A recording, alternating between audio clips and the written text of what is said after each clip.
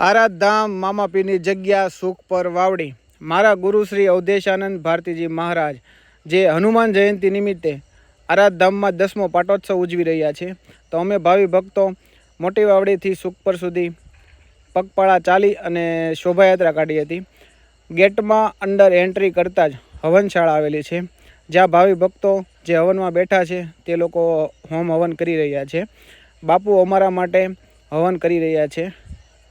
કાળભૈરવ દાદા, હનુમાનજી મહારાજ, મોગલમાં, મામાપીર અને ખોડિયારમાંની મૂર્તિ પ્રતિષ્ઠા છે.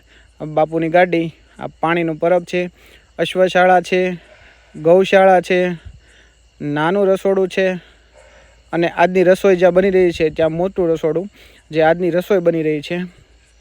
ભાવિ ભક્તો બપોરે જે ભોજન કરી રહ્યા છે, પ્રસાદી લઈ રહ્યા છે, તમે જોઈ શકો છો. અને કબૂતરો માટે પક્ષી ઘર પણ બનાવવામાં આવ્યું છે. તો